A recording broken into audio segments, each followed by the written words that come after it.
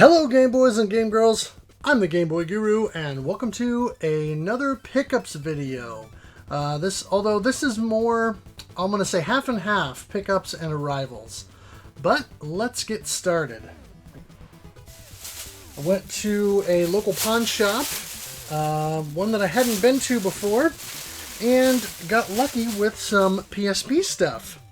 All complete, and so this is SmackDown vs. Raw 2010, WWE, I think by this point, SmackDown vs. Raw 2010, and of course John Cena on the cover there.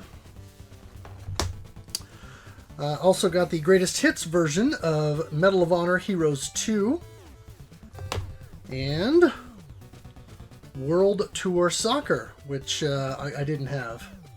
So yeah, some new PSP stuff, or new to me anyway, to add to the shelf back here. I went to another store that I like to go to and got some Wii U stuff. I got the Amazing Spider-Man 2, and that is, as you can see there, the Walmart specific variant. I already had the standard one, but I like variants, so why not? Also have Scribblenauts Unmasked, a DC Comics adventure. I have the other Scribblenauts game on Wii U, but I didn't have this one yet. And Pac-Man and the Ghostly Adventures 2. Now, my understanding is the cartoon Pac-Man and the Ghostly Adventures is pretty bad, as in terrible. But we'll see about the game. Who knows? It's another Wii U game. It's all good. And at that same location, I happened upon a couple of NES games.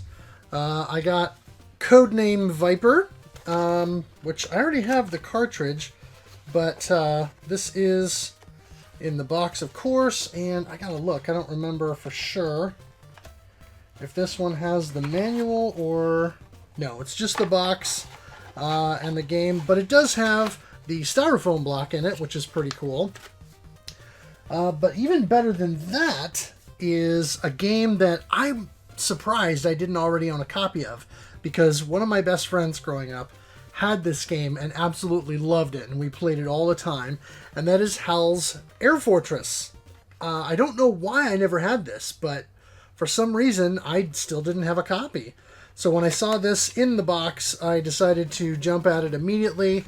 No manual, but again, it does have the styrofoam block, and I can source the manual elsewhere. But nice to have this one, especially since A, it's, I won't say a childhood favorite. My friend liked it a lot more than I did, but I have a lot of nostalgia for it. And then B, it's shmuppy. Some of the stages are very much shmup stages, and so it's kind of a shmup meets run and gun sort of game with light Metroid elements, I'll say. So pretty cool to find that.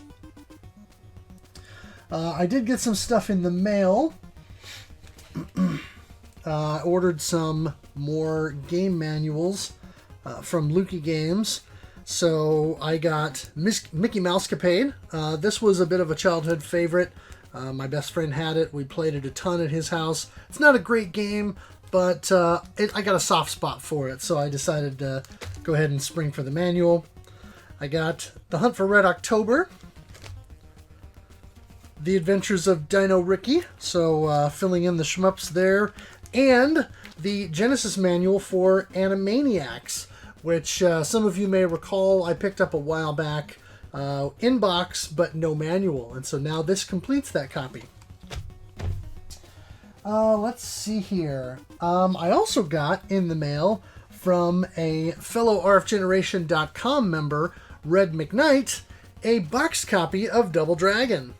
And this is pretty cool. The box is it's in kind of rough shape, but it is complete. The manual's in here, and so I was glad to get this because Double Dragon is one of those childhood favorites. My next door neighbor had it, and we played it all the time. And so, even though I still kind of stink at it, I've never managed to beat the game. It's still one of those games I like to go back to just because it's fun. I love the music in the game, and I just always have a good time with it. Let's see. I hit up another store in town and managed to pick up a couple of things here. I got Star Wars: The New Droid Army for Game Boy Advance. This one has the game and the manual. Nothing extra, but it does have that. And then I also got Star Wars Episode 2, Attack of the Clones. And this one does have the full like tray insert thing that has the game, and then it's got the manual and a couple of other inserts in there. So this one is, for all intents and purposes, complete. I sort of have a thing about mediocre Star Wars games, or mediocre to bad. Even if they're not great games, I sort of still enjoy playing them because they're Star Wars, with a couple of exceptions. One of them being the Game Boy Star Wars game that I reviewed on this channel here a while back. But yeah, I figured I'd give them a try, and you know, they were dirt cheap, so why not? The other thing that I grabbed at that store is a Game Boy game that I didn't have in my collection already, and that is Ninja Taro. This is one of those games that's going up in price. It is becoming hard to find. I've never seen a copy in the wild, at least not that I remember. If I have, it's been years and years ago, but I don't remember ever seeing a copy of this. So it was a couple bucks more than what I would normally want to give, but like I said, you just don't see this in the wild much anymore, and I'm not going to pay any less for it online, so I figured I might as well get it now while it's reasonable still, and scratch that one off the list. So not one of the real heavy hitters, but certainly a game that I needed to scratch off the list before it was going to go so high that I would refuse to pay for it. And finally, the last thing that I got in the mail this month was this box, and I probably just gave it away, but that is Bloodstained Ritual of the Night. I backed this on Kickstarter, as I think I've mentioned on the channel once or twice before. And so they sent it out in this cool custom box. I'm not going to show you the other side because that's got shipping information, and you don't need to see that. But yeah, so I don't normally hold on to these things. You know, Limited Run has their own branding of boxes and stuff like that, and I don't hold on to those because it's just different colors of the same logo. But this being branded with the game, I might hold on to this box just because it's kind of cool. And of course, with that came the game itself, which, as you can see with the light reflection, is in this cool sort of hologram style slipcase. And you can see Miriam's whip there, kind of curving around to the backside. And of course, it says there, Bloodstained Campaign Backer. I originally backed intending to get the Wii U version, which most of you who followed the development of the game will know was canceled well over a year ago. I think maybe even as much as 2 years ago that they dropped the Wii U version in favor of the Switch version, because the Switch has been out for more than 2 years now. Now, of course, also the game itself, which everyone I'm sure has seen by now 1,000 times in various pictures and thumbnails of other YouTube videos, but very glad to have this. I know the Switch port has some issues, and they're working on patching it so that it performs better. I'm not worried about it that much. I'm not opening my copy yet because, frankly, I'm not going to have time here for a few weeks to really play it. Because that leads me into something that I want to go ahead and tack on here at the end of the video, which is a little bit of a, I guess, a minor channel update. You'll continue to see me stream through the next 2.5 weeks, I guess I'll say. But then I'm moving. I know that I just did my re-unboxing series last year, and that kind of took quite some time for me to upload all those videos and record and edit those.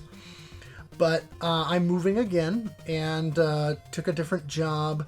We'll be doing that here toward the end of July. And so I'm hoping to get internet set up so that it'll be ready for me to plug the equipment in once I get there and have that ready to go. But it'll probably be a good few days before I have the ability to really get online and do much in terms of either streaming or additional content. So you may not see, depending on if some of the stuff that I've been waiting on in the mail comes between now and the end of the month, you may not see another pickups and arrivals video from me until closer to maybe the middle of August. And when I'm streaming in August, I'm going to try to get set up so I can stream yet before the end of the month to make sure that that I'm able to do that. But I just wanted you guys to know that I will be doing a little less streaming and shorter streams. I mentioned it on a stream the other night, but I wanted to make sure and mention that I'm moving. So I guess it ties in with this in the sense that by the time I'm ready to actually play this, hopefully they'll have it all patched and it'll play better. I'm not overly worried about it. I am disappointed, of course, that the final product did not have, the same performance that I would have wanted, but that's the way it goes sometimes. And of course, with modern gaming, you always take that chance that stuff is going to ship a little bit unfinished. So anyway, that's all I have to show you guys for this month. Everything that I picked up or got in the mail during the past month. So what do you guys think? Any of these pickups or arrivals? Anything that you guys have nostalgia for, or stuff that you guys enjoy? Are any of these games ones that you would recommend I move up the ladder of hierarchy in my my backlog? Let me know in the comment section down below. If you like this video, consider giving it a thumbs up, and also consider clicking the subscribe button so that you can see more of my videos in your YouTube feed. Make sure you follow me on Twitter, and I'll have a link in the description below to my blog where you can check out my Game Boy reviews. That is gameboyguru.blogspot.com. Also, have a look at Nira and his channel. He provided the Super Mario Land overworld music that I use as the intro for a lot of my videos, and he's got a bunch of other great chiptune and game music covers as well, so please go give those a listen. As always, thanks for watching, thanks for playing, and game on.